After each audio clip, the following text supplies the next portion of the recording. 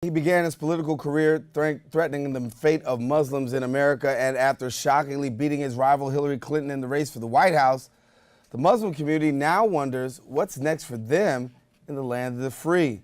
Let's keep in mind that there are currently 3.3 million Muslims in the United States, making up 1% of this county's population. And here now to further discuss this issue, we welcome now the president of the Bangladeshi American Community Council, Mohammed Mujahideen, and we thank you so much. Thank you so much for joining us.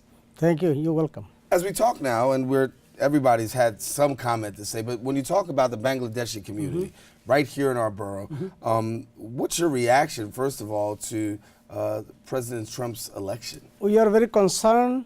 We are very worried about what is going to happen. I'm receiving a lots of phone call, messages, Facebook comments that what will be the next. People are really worried and really concerned about all the racial comment that Donald J. Trump declaring that all Muslims will be banned and the people will have to be immigrant community have to be sent back to their own country. So there are lots of concern, especially on the undocumented people who are living in this country, either from Bangladesh or from any other part of the world. They are very much concerned and worried about what is going to happen in the first 100 days Donald Trump started his presidency. And you are a community organization that serves predominantly the Bangladeshi community. Give us what kind of response have you been giving to people, knowing that this is what's being said, knowing that possibly that this is what's on the table? Well, yeah, our message is that it's not going to be as bad as people thinking. And also we are living in the best city in the world. Mayor Blasio already assured the people that his administration will work very, very hard to denounce Trump's any kind of hateism, any kinds of thing that he's planning to do. So Blasio will be on our side. And also you may notice last night Governor Cuomo declared that if any hate crime, anything happen, any people feel unsafe, they should call the hotline and tell the Human Rights Commission for the proper investigation. So my message and our message to all is that the presidency is changed, but the constitution did not change, law did not change.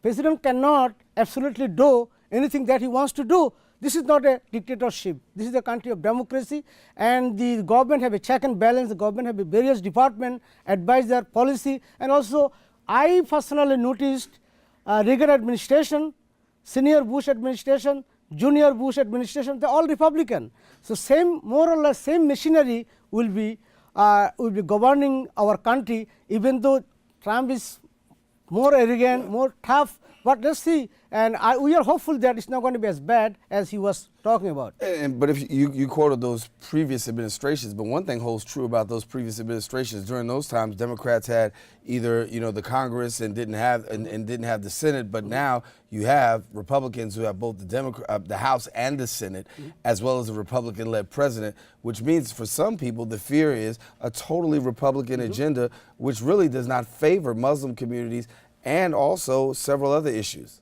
I totally agree with you. He have control of Congress and the Senate, but I also strongly feel that most of the Republican colleague, most of the Republican congressmen and the senator will not buy everything that Trump will be saying.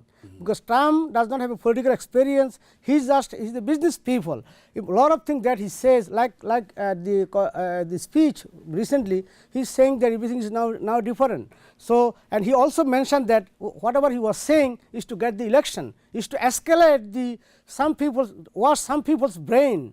The white people or those states, he was able to wake them off. Some kind of racial slur against Muslims, against minorities, against Hispanic. So he win the election. After winning the election, his tone has been changed, and he's going to do. He already said that he's going to work with all, and he's going to look into the best interest of everybody. But again, I believe he's not going to be able to go by everything that he was saying, because there are lots of senators of Republican Party itself will not go with him. Are you planning on having meetings or forums to really address these issues and really put this out there to the community, given the fact that there's such a heightened concern? I had lots of meetings already. I already interviewed at least 17 major television of Bangladesh, India and Pakistan channels, Channel I, Channel 12, NTV, RTV, Time TV, TVN 24. So all of them, basically I say the same thing, that that's political stuff, and we must organize, we must stick together, we must stay on our agenda, and Democrats has to gain strength again to take the America back. So I think our slogan will be take the America back, because we are not at this time, the way he's planning to run the country, it's not going to be American, like climate change, foreign policy, the relationship with the people outside of these United States is not going to be very pleasant. Let me ask you, I see we saw, and then let me see, you keep that statistic up there about the Muslim population, but as we saw, there's 3.3 million as of 2015, 1% of the total U.S. population. So obviously, not really, when you look at the grander scheme of things, not really those large numbers, but yet and still a lot of concern. When you see the pictures and the images that we saw yesterday of people who are protesting in front of Trump Towers, your thoughts about the protests? Because some people say these are protests that are really in vain. Well, protest is good. I protest myself when Trump first make his announcement that Muslim ban, all racism work, putting the wall. I did myself protest, and protests come from the people's heart. Nobody have to tell them to do the protest. So there will, if something happen in the historically, you'll see, if something happen bad, if something go against the public interest, public sentiment will rise, and that's going to happen. So I guess the question is, do you honestly believe with the protests that people talk about, protesting and possibly getting him out of office, but we know that that's such a hard sell. He's the president-elect of the United States. That's not going to change. What do we do from here? Protest not going to change, but protest at least give him a pressure. Let the international community, let the media, let his administration know that there are people, as you know, more than half of the population voted against him because of our democratic system. He's elected. So you have to keep in mind, half of the population did not vote him.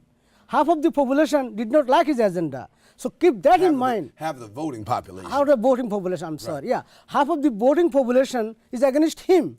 So he have, in each decision his administration will make, they will keep that into consideration, that how they will definitely think about how these people are not dissatisfied anymore, how these people will not be violent, how these people will not raise protest against me. I'm very sure his aide, his advisor, his administration will consider that and move the country to the right direction. And as a civilized world, we all must give him a good faith and give him the cooperation to do the good thing. And of course, if things go out of control, like Governor Cuomo said that New York State will be the state for the refugee.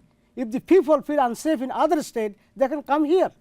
He openly did the press release. So we as a New Yorker, we feel very safe. We feel very proud of what we are, and we'll be helping the Trump administration to do the good thing. And if there is something he does against the public interest, we'll raise our voice. All right, Mohammed, well, that's all the time we have for you. President of the Bangladeshi American Community Council, he joins us here on the set of Open. Thank you, and of course we'll be seeing you hopefully in the short future. Thank you, Darrell. See you for many times. Stay right there. All righty, we'll shake hands too. Yes. All right, listen, gotta take a quick break.